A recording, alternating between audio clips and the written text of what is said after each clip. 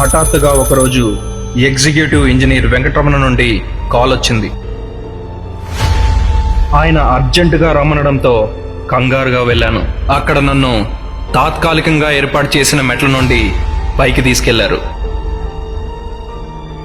పతాక భాగం తొలగించి చూస్తే కొన్ని అడుగుల వరకు ధ్వజస్తంభం మాను కనపడలేదు. ఒక్కసారిగా నేను కూడా షాక్ అయ్యాను. వెంటనే 4 వరుసల దాకా ధ్వజస్తంభం చుట్టూ ఉన్న బంగారు ప్లేట్లను తొలగించి చూస్తే కాని టేకుతో చేసిన ఆ ధ్వజస్తంభం మాను కనపడలేదు. ఆ మానంతా పుచ్చిపోయింది. భూమిలో ఉండాల్సిన భాగం అసలే కనిపించడం లేదు. మరి ఏ ఆధారంతో ధ్వజస్తంభం నిలిచి ఉంది? కేవలం బంగారు ప్లేట్ల ఆధారంతోనే అది నిలిచి ఉంది. రేపో మాపో అది కూడా కూలిపోవచ్చు. ఇప్పుడు ఏం చేయాలో ఎవ్వరికీ అర్థం కావడం లేదు. కొందరు అధికారులు ఇచ్చిన సలహా ఏంటంటే యథాతథంగా గోల్డ్ ప్లేట్స్ పాలిష్ చేసి వదిలేద్దాం, అది ఉన్నంతకాలం ఉంటుంది. 80 అడుగుల ధ్వజస్తంభం దొరకడం అసాధ్యం అని అన్నారు. కానీ అలా పుచ్చిపోయిన మానితో ధ్వజస్తంభాన్ని పునర్నిర్మాణం చేయడానికి నా మనస్సాక్షి అంగీకరించలేదు. అందుకే ధ్వజస్తంభాన్ని పునర్నిర్మిద్దాం అని ప్రకటించాను. సరే, అసలు కథ ఇప్పుడే మొదలైంది. పాత మాను గురించి తెలుసుకుంటే దొరుకుతుందని 190 సంవత్సరాల రికార్డులన్నీ పరిశీలిస్తే ఎక్కడా ఈ ధ్వజస్తంభం ప్రస్తావనే లేదు. కొత్తగా చెట్టు తెప్పించి మాను పెట్టేద్దామంటే ఆగమ శాస్త్రం ప్రకారం నిర్ణీత లక్షణాలుండాలి. ఆ మానుకి ఎలాంటి తొర్రలు, పగుళ్ళు, కొమ్మలు, వంకలు ఉండకూడదు. కనీసం 75 అడుగులు ఎత్తున్న ఒకే మాను కావాలి. దీర్ఘకాలం మన్నిక ఉండాలంటే అది టేకు మానై ఉండాలి. అటవీ శాఖ వారిని సంప్రదిస్తే ఇలాంటి మాను మన రాష్ట్రంలో దొరకడం అసాధ్యం అన్నారు. ఇవన్నీ వినేసరికి నాకు నీరసం వచ్చేసింది. ఈ లక్షణాలున్న చెట్లు ఎక్కడ దొరుకుతాయి అన్న భయం నాలో మొదలైంది. మరోవైపు నాకు నాగిరెడ్డి గారికి 2 నియామకాలు పూర్తి కానున్న తరుణం. ఈ కొద్ది రోజుల్లో మనం చేయగలమా అన్న ప్రశ్నలు. టీటీడీ తిరుమల ధ్వజస్తంభం పునర్నిర్మించడానికి 80 అడుగుల టేకు చెట్టు కోసం గాలింపు చేస్తున్నారు. అనుకోకుండా బెంగళూరు నుండి హెచ్ఎస్ఆర్ అయ్యంగర్ అనే భక్తుడు నా కోసం కాల్ చేశాడు. ఆయన ఎవరో నాకు అంతకు ముందు తెలియదు. ధ్వజస్తంభాన్ని మార్చాలనుకున్నట్లు రేడియోలో విన్నాను. అలాంటి మానులు కర్ణాటకలోని దండేలి అడవుల్లో మాత్రమే లభిస్తాయి. మీరు అనుమతిస్తే ఆ పనిని నేను చేసి పెడతాను అని అన్నాడు. వారంలోగా ఆ భక్తుడు 100 చెట్లను పరిశీలించి అందులో నిర్ణీత ప్రమాణాలకు అనుకూలంగా ఉన్న 6 చెట్లను ఎంపిక చేశాడు. అదే వారంలో కర్ణాటక ముఖ్యమంత్రి గుండూరావు గారు కుటుంబ సమేతంగా శ్రీవారి దర్శనానికి వచ్చారు.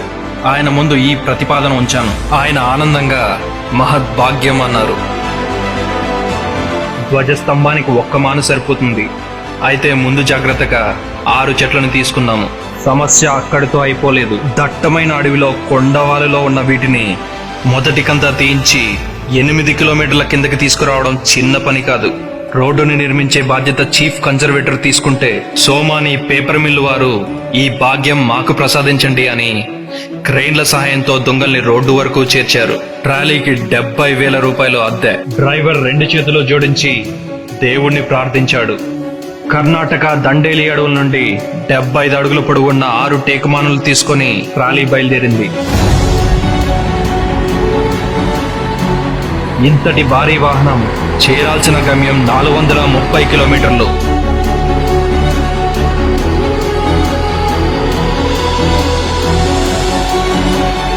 ఏ శక్తి నడిపించిందో తెలియదు కానీ మరుసటి రోజు సాయంత్రానికి గమ్యానికి చేరువలో అలిపిరి వద్దకు ట్రాలీ చేరుకుంది. అక్కడే ఉన్న టీటీడీ చైర్మన్ నాగిరెడ్డి గారికి నాకు నమస్కరించి, ఘాట్ రోడ్ 18 కిలోమీటర్లు, 7-8 క్లిష్టమైన మలుపులున్నాయి. ఇది నా జీవితంలోనే గొప్ప సాహసం. ఎట్టి పరిస్థితిలోనూ ట్రక్కును ఆపకుండా కొండ మీదకి తీసుకుపోతాను. మధ్యలో పిట్టగోడలు దెబ్బతినచ్చు, అంచులు తగిలి బండరాళ్లు దొల్లిపడచ్చు. మీరు హామీ ఇస్తే పైకి చేర్చి తీరుతాను అన్నాడు. మేము డ్రైవర్తో పైకి చేర్చే బాధ్యత నీది, మిగతా బాధ్యతలు మావి అని ధైర్యమిచ్చాం. వాహన రాకపోకలను పాత ఘాట్ రోడ్డు వైపు మళ్లించాము. వెనుకే వాహనాలలో అందరం బయలుదేరాము. ఒక్కో మలుపు తిరుగుతుంటే మానులు తగిలి బండరాళ్లు ఊడిపడ్డాయి, పిట్ట గోడలు కూలిపడ్డాయి.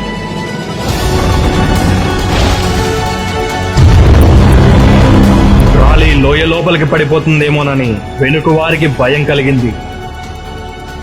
ఇలా గుండెలు ఉగ్గపట్టుకొని ఫీట్లు చేసుకుంటూ సంభ్రమ ఆశ్చర్యాల మధ్య 55 నిమిషాలలో సూర్యాస్తమయంలోగా ట్రాలీ తిరుమలకు చేరిపోయింది.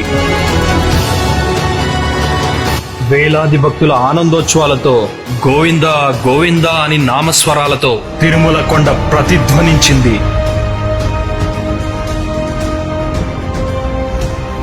పక్కనే ఉన్న వృద్ధ పండితుడు ఒక చిరునవ్వు నవ్వి బదులుగా ఒక శ్లోకం చదివాడు. నాహం కర్త హరికర్త తత్పూజ కర్మచాకిలం తదాపి మతృథా పూజ తత్పసాదేన నా అన్యథా. అంటే నేను కాదు కర్తని, చేసేది చేయించేది ఆ శ్రీహరే. నా ద్వారా ఏ సత్కారం జరిగినా అది భగవంతుడి ప్రసాదమే తప్ప వేరేమీ లేదు. అప్పుడే అయిపోయింది అనుకుంటున్నారా? 75 అడుగులు ఎత్తున్న భారీ మానుని శ్రీవారి ఆలయంలో ప్రతిష్ఠించాలంటే గుడి లోపలున్న మండపాన్ని పగలగొట్టాలని అధికారులు తేల్చి చెప్పారు. ఒక్కసారిగా నేను కంగు తిన్నాను. ఆ తర్వాత ఏమైందో తెలుసుకోవాలంటే పార్ట్ 2 చూడండి.